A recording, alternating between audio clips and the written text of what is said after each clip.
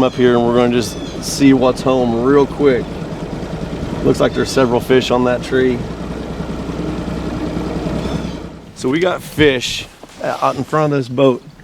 This pointer right there is gonna be your indicator where your forward range is gonna be determined at. Right there, that's that.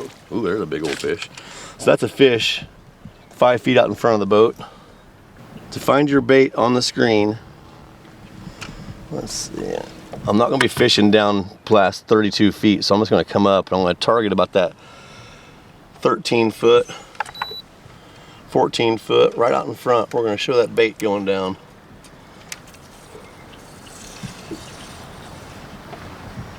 There it is. So we're gonna drop that bait right down. Try to stay right above those fish. That fish right there. Yeah.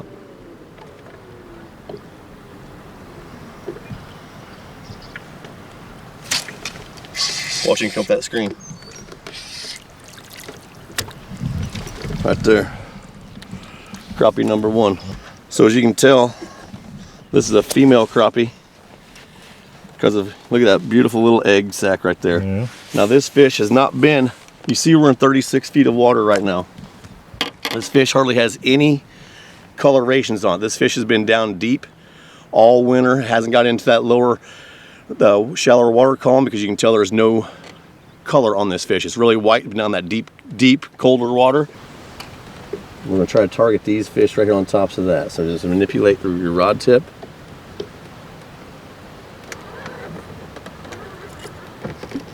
Okay, he's kind of chasing.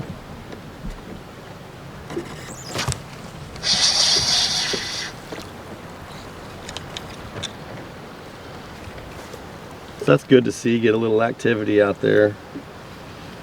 If you can get a fish to chase 4 or 5 feet, you got a pretty good chance. So why don't you just come down here just 4 feet in front, right there on that left side, and we're gonna target these fish on this branch.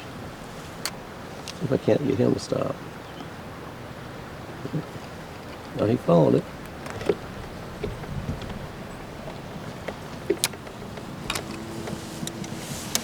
So anywhere you see a white return, here comes one. Anywhere you see a white return, you want to try to concentrate your bait in that area. So this fish here has a little more coloration. Again, it's a female. You can tell by her little egg belly. She got a little more color on her. So she's been in a shallower water column that had a little more sunlight penetrating down through there. That's a Eyehole jig with that Charlie Brewer slider, 1.5 inch lemonade color. Might be just a little small for what we're going to keep today. We could probably be more selective with our unders, so we're going to go ahead and release this fish. Again, another white crappie, little female. You can tell by her egg sac pushing on her belly. White crappie with the vertical bars. Our limits here are 10 fish over 10 inches and 5 fish under 10 inches per angler. And that can be white and or black crappie.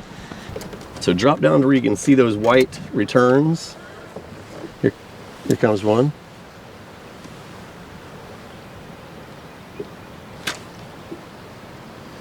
See, there's that fish right there. He's an active fish. So a lot of times I'll pay attention to which ones are moving around, which ones I've had. I used to think that you couldn't catch that fish again, but that's not the case at all. A lot of times, well, not a lot of times.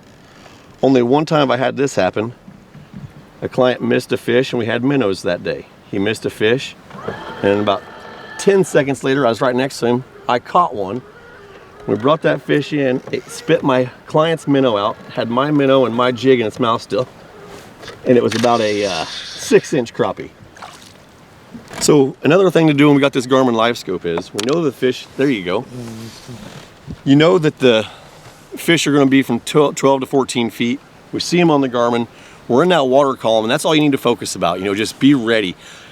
This GARMIN is some of the most exciting technology I've ever seen, but still you can miss fish by staring at the screen. So just always be mindful. We're out here fishing, you know, have fun, but always be feeling for a hit you don't anticipate. All right, let's see that little hog, little hog. All right, everybody, what I'm gonna do here is I'm gonna show you how to use the loop knot. So what I'm gonna do, I'm going to thread my line through the eye hole,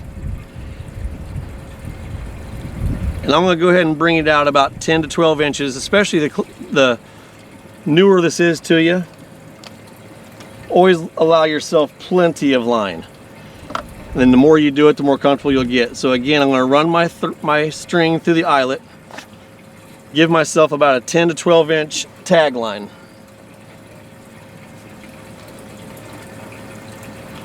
So here's about 12 inches or so, approximately. I'm just going to hold both ends, the tag line and the main line together. I'm going to use my 2 fingers. I'm just going to let it sit right here. I'm going to bring it down about twice the distance of my finger so I can rest it right here. You're going to see there's going to be, that's the loop you're going to take your hook through 3 times. And what I like to do is I like to grab it first by the head here, run the hook through 1 time, come up through it for the 2nd, and then the 3rd. Now here's the real important thing. As that 3rd loop has gone over your main line, that's where you want to pinch. You take your tag line and your main line. Here comes a crappie over the side of the boat. Oh, and it's a slab. So as you see, I've worked that knot to where I have about a 1/2 inch approximately, and that's going to be your loop knot where that jig head sits in that cradle, and it stays parallel. It looks more lifelike. Come here, cut your tag line off, and there it is, resting. So that's the loop knot. The best thing to do is go to the garage, go to your workroom, wherever that might be in the house, get you some line, get you 1 jig head, and just practice that 4 or 5 times in a row. It couldn't be easier. And then what we've been using on the back side of that loop knot, got the Eyehole Jig 16th ounce, been using the Guppy Gobbler, that's the teddy bug from Top Hat Jigs. We've been using the slider, the lemonade color with the paddle tail. And we've got the whirly bee, the chartreuse whirly bee. So we know they're liking chartreuse, so about everything we see in the bait in the box is going to have a chartreuse tail or a body on it. You know, you start to come up with consistent patterns. You know, if it's going to be the size of the bait, it's going to be the color of the bait. Now the body of the bait could be different than the tail. So if I have a green body and a yellow tail and a blue body and a yellow tail, and I'm catching them on both, the yellow tail is going to be the indicator of the day. So take all the baits that you have with yellow tails on the back of them and see if that can't catch you some more fish.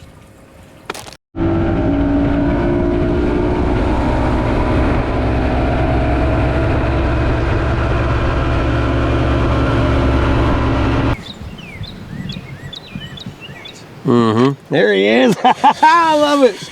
That's a boy. That's a good one too, ain't it? He wanted it.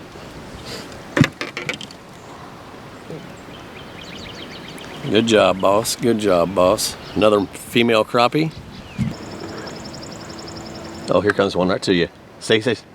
Bingo! Oh, that's bigger than the crappie. No, you got him. Nice and easy. Don't you see him boat flipping? Oh, it is a crappie. Look at Yeah, that. it's a crappie. That's a good one. That's a crappie. That's how you do it. Felt big. It is big. Get that in there. Yeah, you hit her hard, didn't you? What are you using there? That lemonade? We're using the lemonade by the Charlie Brewer He ate it up. Company. Sure did.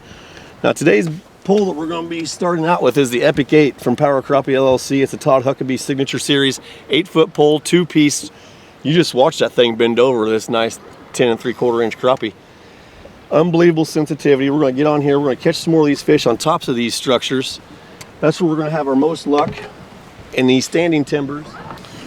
What I got here is I got an 1/8 ounce split shot that I'm going to put above that 16th ounce Eyehole jig head, just a couple inches, 4 inches or so.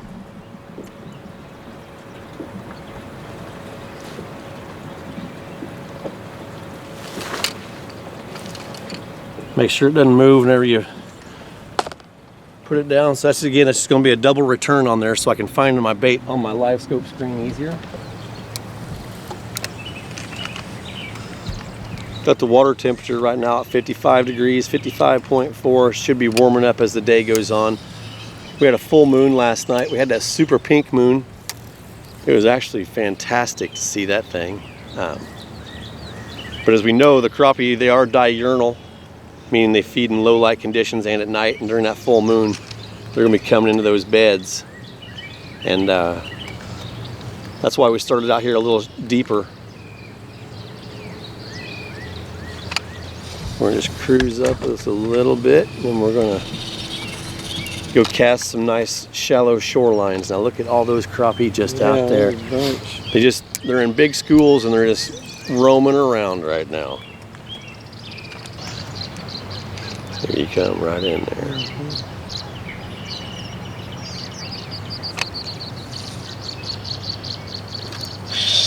Bingo. Got him. Got him. Oh gosh.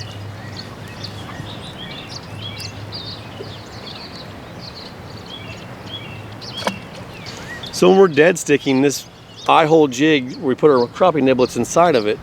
And it's a terrific way to keep that scent in there, because we all know that those, a lot of fish target the heads of their prey when they're eating it. And that's where we put the Eyehole jig at, the crappie nibble at, right there in the eye hole. And I've had them come out and literally suck the nibble out of the eyelet, and I was unable to catch it, but I'll take that chance I'll take that opportunity every time. Got him in the left. Yep, left center. Another nice fish, maybe. Yeah, it is. Nice crappie, nice crappie. Yeah, there's gonna be another one joining the boat real quick here. There comes one. Might be a little better. Yeah, he is. Might be a lot better, We love it. We love it. Boy, he wrecked that teddy bug. Look at that, he wrecked it. When you go through multiple baits in one day, you're on the right profile, the right color. Again, nice, beautiful white crappie. Beautiful white crappie. There he is. You just need a little extra. That's it. That's it. He wanted some FaceTime on the screen. Terrific, terrific, terrific. Whereabouts is this lake on the spawn right now? The black crappie are getting closer than the white crappie. They're moving in with that water temperature being in the middle 50s. They're coming into the shallower water columns. Today's the 27th. I would say, in the next 10 days, you're going to start seeing some females transition into there. It's going to be water temperature dependent.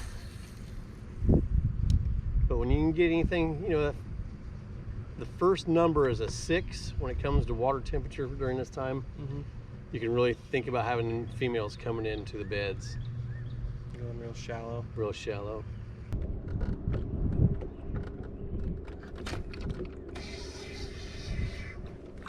Oh, it's a nice one. There we go, there we go.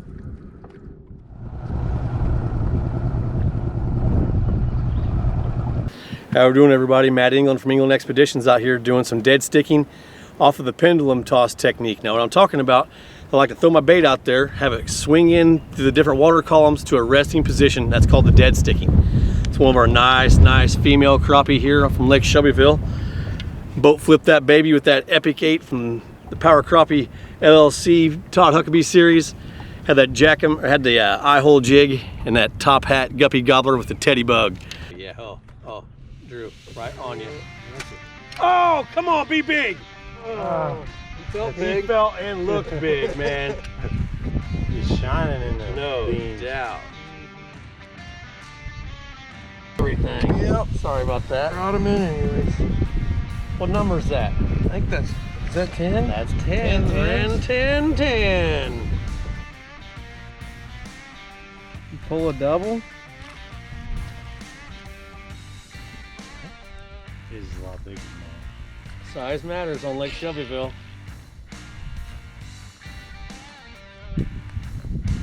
We're only measuring fish.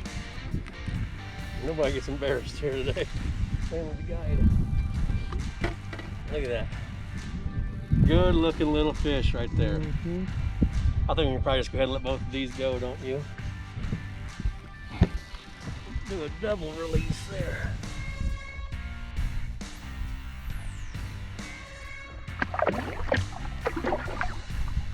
I'm gonna do a little classification for you. This here is a black crappie. As you can tell, these markings are gonna look like a freckle pattern.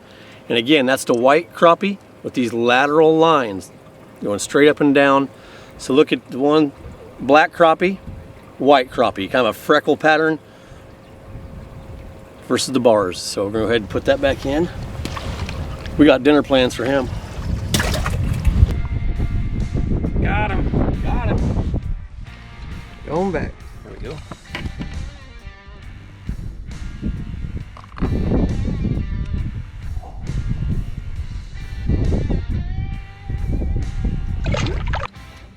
Look again, look in that, they're choking it. They are choking it, the Eyehole Jig, the guppy gobbler.